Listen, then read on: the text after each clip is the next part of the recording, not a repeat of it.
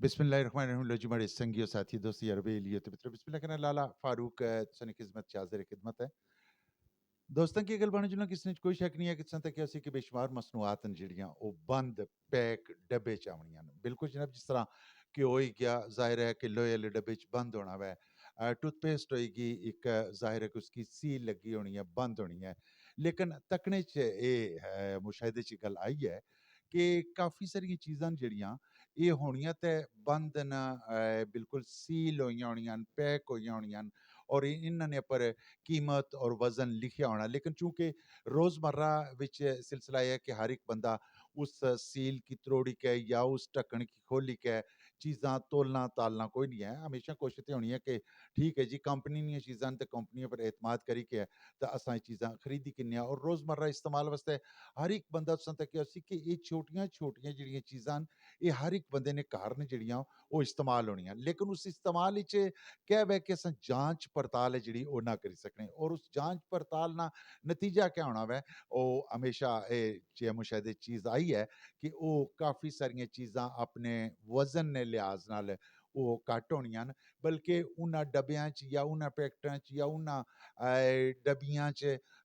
फूक ज़्यादा भरी दी होनी है ते जिल्लै फर्ज़ कीता तुसां टूथपेस्ट इस्तेमाल करने हो टूथपेस्ट जिल्लै तुसां आह्नने हो तो उसदा वेट है जेह्ड़ा वज़न है जेह्ड़ा ओह् कोनो करने चूंकि लिखिया होना वै लेकिन उसने बावजूद बंदा बिल्कुल जनाब सोचना कि छोड़ो क्या तोलना होया क्या सिलसिला होया टूथपेस्ट ही है ना छोटियां छोटियां जेह्ड़ियां चीज़ां न एह् असां की प्रॉब्लम एह् बनी जानी है मसला एह् बनी जाना कि जिल्लै घर आन्ने आं फर्ज़ कीता तुसां टूथपेस्ट आंदी है ते तुसें जिल्लै उसगी खोलेआ सील पैक खोलेआ ते उल्लै तुसां जिल्लै बुरशै पर लान लगे ते पता लग्गा भी अद्धी ते बिच है ही कोई नहीं फूक ही भरी हुई सी ते बाकी अद्धी बचनी है भी इस्सै तरीके नाल घ्यो ने डब्बे न कोई भी चीज़ है जेह्ड़ी सील शुदा कंपनी नी सील शुदा है मैं उन्हां कंपनी आह्लें ने भी तवज्जो इस जानब मबज़ूल करवासां कि खुदारा मेहरबानी करेआ करो जेह्ड़ी चीज़ लिखने होने हो ना कम अज़ कम वो चीज़ उतनी ही बिच होवै ताकि उसकी कीमत तको कीमत देने आह्ला ते कंपनी दी कीमत तक्कना उससे कीमत पर चीज़ खरीदी किन्ना वै लेकिन जिल्लै घर आई के उसकी इस्तेमाल करने न उल्लै पता लगना कि ओहो एह् ते बहुत सारी घट्ट है इसदा मतलब एह् है कि तुसां पैसे साढ़े कोला पूरे लेई ले लेकिन चीज़ है जेह्ड़ी ओह् घट्ट दित्ती है जनाब कोशिश करेआ करो महसूस ना करेआ मतलब गुस्सा करी जाओ